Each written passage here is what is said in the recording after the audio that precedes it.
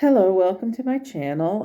This is Eva J's Mystical Messages, and today is Sunday, March 9th, 2025, and I am here to give you today's meditation. Today I am speaking with Ramón, and since this is going into issues of current events, or sort of, it's sort of about a global thing that's going on.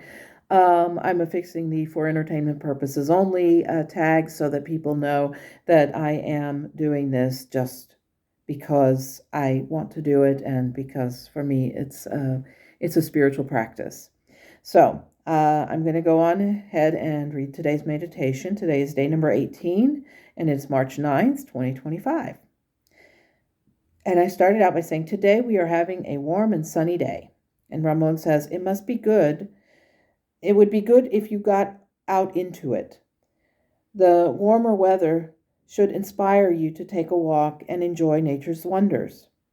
I said, yes, I keep thinking about how glad I am that I live here. I don't want to spend my days worrying about things I have no control over. I just wish I could do something that might help other people.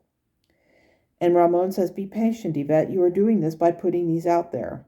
It is really a significant act of kindness to share universal truths with others.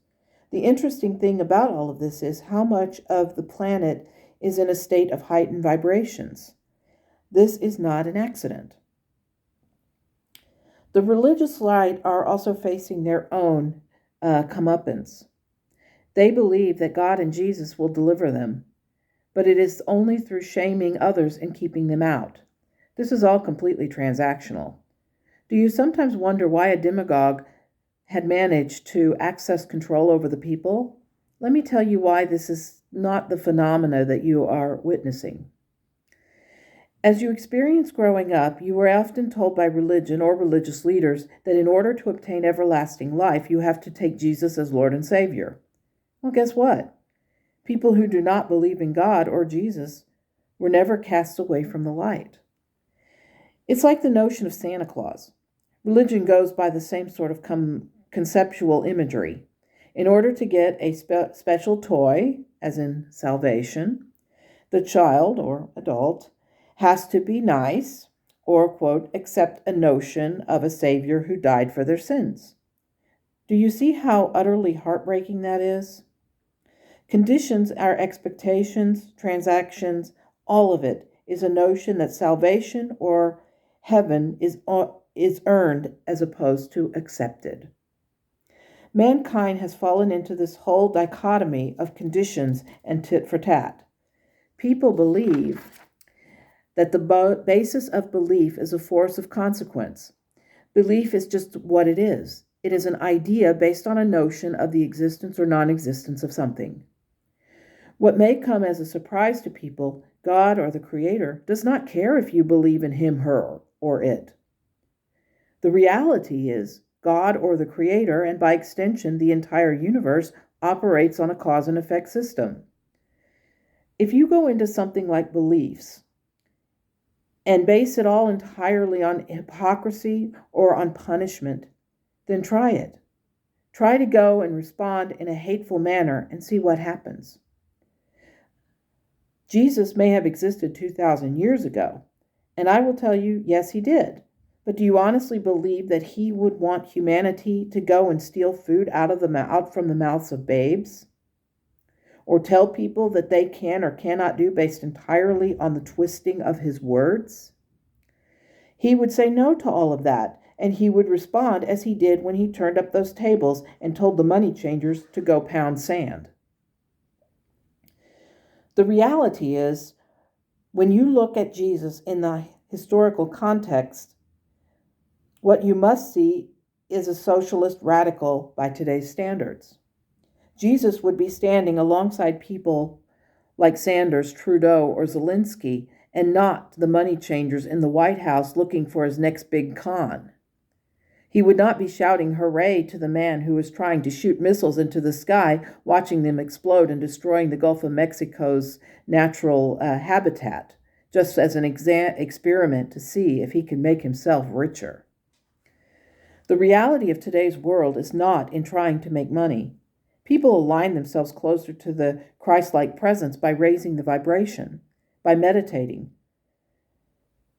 by pulling cards, or enhancing the lives of their neighbors and friends, one kind gesture at a time. Sharing and lending a hand is the key to living his teachings. The aspirations of humanity should not lie in simply believing a Messiah, but by living the message that he teaches. Your friend Fred Rogers did just that. He lived the messages that he learned. He understood that the teaching of Jesus were lessons that were outlines for people to strive to live, and as a means of sharing a positive message. What it means to be kind and not the hoarding of money. That will make people richer. That might make people richer physically, but it will not ever make them richer spiritually. When people understand that it is not about physical wealth, but instead a spiritual well-being, then people will begin to understand that it's not about the act of earning money. I said, yes, but we live in a physical world. We cannot survive without some money. And Ramon says, yes, logically that is true. I would never tell you to simply throw your money into the river. But I will tell you that in order to live a fuller life, you must see money for what it is, a material good. I understand that it is required for food or housing, but I want to see you live a fulfilled life. Did you ever think that you needed a massively fast cell phone or 100 streaming services? I was like, no, of course not. I always saw this as frivolities. I just wanted to have enough to enjoy life as it is. I love to travel and see the world, but I'm always happy when I come back home. Ramon says, that is the idea. You want to make certain that you and your husband are well provided for, but you're also not keen on amassing so much that you lose track on what is important. The idea is really not intended to take away from another, but instead to not take for granted what you already have. I said, yes, it would seem to me that we are seriously on the cusp of a revolution here.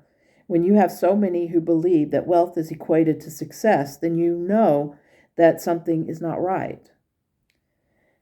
This leads me to ask another question. How does the universe define success? Ramon says success is something that is as small as a flower blooming or as large as an ocean wave. It can be as vast as a change in a society or as small as the birth of a child. Success is not measured by how much of a fortune one has, but instead what one does with that fortune. The love that people share while walking down a street is shown in their eyes, or the patience one bestows when encountering a child who is willing to learn. Too often, people define success with how much money or power one can acquire. The message is not so much about the acquisition of material goods, but what does one do with it? You go to an event every year that is a charity event. You find more pleasure in spending money to take part in that as opposed to just getting something for nothing or paying money only to watch it go into someone else's pockets. The level of success in that is the recognition that a job or a career does not measure success, but that love and care that goes into it does. I said I was told that I was not a success when I was told by my family. I was told this by my family just before I had gotten married. And Ramon says, answer this. When did you get married? And I said, March 23rd, 1995. And Ramon says, and did they not consider that a success? I said, no, at the time I was belittled and degraded when I said that I was getting married. And Ramon says, what was their level of success? I mean, did you consider them to be successful? And I said, at the time this happened, I guess I did, but I look back on this and I think maybe not. They were not successful. Maybe they thought that I would be. I don't know.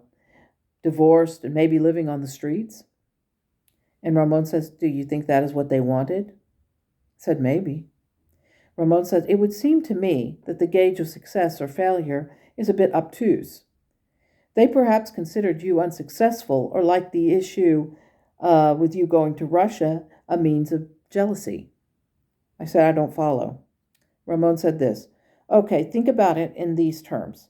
You said some days ago that a family member was jealous of your spiritual development, so much so that they told a friend of yours that they felt that you were further along than they were. The same thing happened when you went to Russia. Do you remember what happened soon after you came back from your trip? I said, yes, the family member got angry because I was, quote, in their words, goofing off in Moscow instead of going to work and actually having a job during the summer. Ramon says it was quite convenient for them to get some notoriety when you were in Moscow.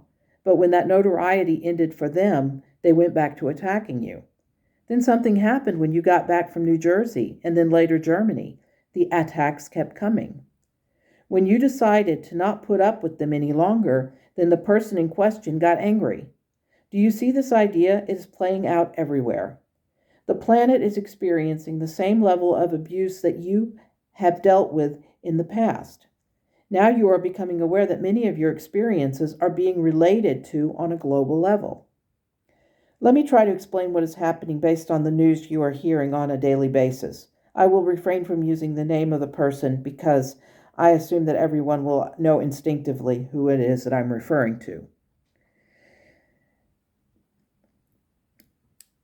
After outlining your experience, let us say that you have been very cordial to the family member trying to accommodate them. As long as you did precisely what they wanted, then all was well. In the U.S., you have a man who wants people to bow to his every whim. You have enablers who are completely willing. These are evident in the government, in news agencies, and of course the ultra-wealthy who are getting what they want out of him. In other words, everyone is enabling this man, all of them, even some of those in the opposing party. As long as everyone does what he wants, the world is as it should be, at least in his warped and unrelenting world. Outside of his little bubble of yes men and women, you have people, professional people, who see him for who he is, the shyster that he is. These people are generally those who have come to find the courage to stand up to him. Many do, but most will not. They simply do what they want to rock the boat. They do not want to rock the boat. This was you for a very, very long time. Deal with it as best you could, but don't rock the boat. When you met your husband, you felt as though you had the backing that you needed, so you were able to do just that. On a global scale, you are seeing people in Canada, Mexico, and the European Union finally saying, we will not take his abuse, and are now rocking the boat. Don't you see, one event in your life led to a series of events, and then enabled you to see the reality on a much grander scale. Without sharing that small aspect of your life, you were able to see the cycle of abuse and ill treatment on a much grander scale. People don't always feel that these sorts of events do not affect them. But the reality is, many of the people who have or will encounter will somehow see that the parallels are blatantly clear. The uses of abuse and the tactics of an abuser are more and more obvious as each day passes. Once people are able to see in their personal lives that this has happened to them, then they will make themselves ready to put a stop to it. I said, yeah, but some people are so deeply entrenched in this toxic behavior that there's no way to get them out of it. Ramon says, yes, that is true. But the case of these people may ultimately come out. You may be seeing or hearing about them snapping at some point. They may not only realize that they are abusive, that the abusive behavior of that leader could parallel to their own abusive tendencies. I said, I see what you're saying, but I have my doubts that this will ever happen. I have pretty much cut ties with those people. It sounds cruel, but I just realized that it reached the juncture that I could not take anymore.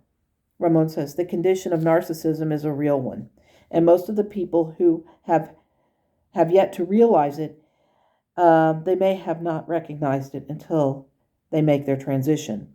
That is the way of things. That is the way things have evolved. This narcissistic leader is now holding an entire country in an abusive relationship, and it will only end when enough of the people within its borders will say enough is enough. The act of coming to terms with this may take a while, but the act of being under such a system will end quickly. That is to say that when it happens, it will be so quickly that people will be shocked into the reality that they have been controlled by a person who only cared about themselves. Do you see how your experiences could parallel to these predictions?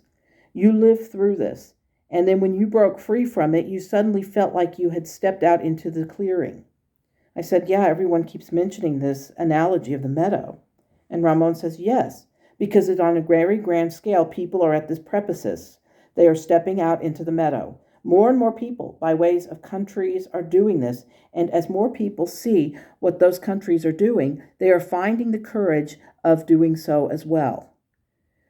You are truly living in a cataclysmic time. As things begin to happen, they will snowball, and then the world will see the light at the end of the dark tunnel. This is what you are on the verge of seeing, a universal waking up of the masses of people. I said, here we go with the idea of being woke. And Ramón says, yes, but this is what they are most afraid of. Being woke literally means breaking free of the binds brought forth by these frightened individuals. The more woke people are, the less control these oligarchs, media personalities, and politicians will excite over them. It is not a bad thing. It is a sense of enlightenment that will blanket society, and these wishing to live in this darkness and control will ultimately be forced to accept it or have the light smother out the darkened energy.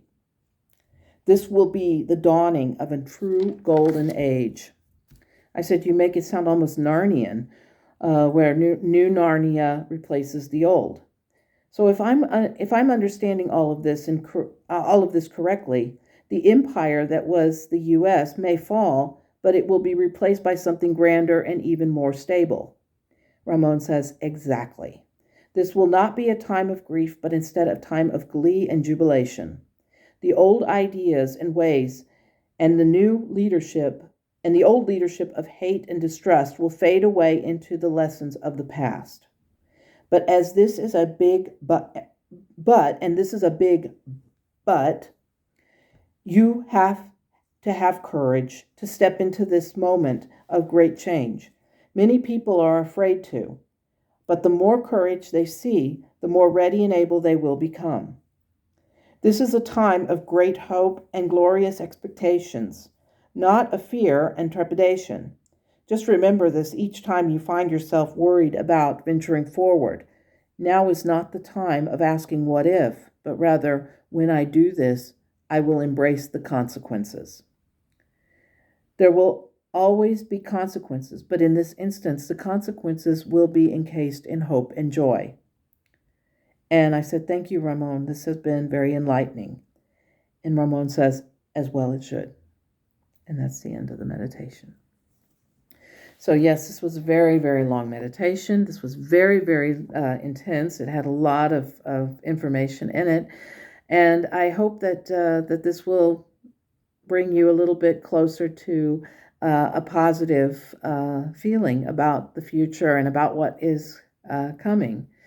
I think that the reality is that sometimes we get so caught up into what's going on right now at this very moment that we don't realize that sometimes things happen for a reason and that we are stepping into a new moment and a new era.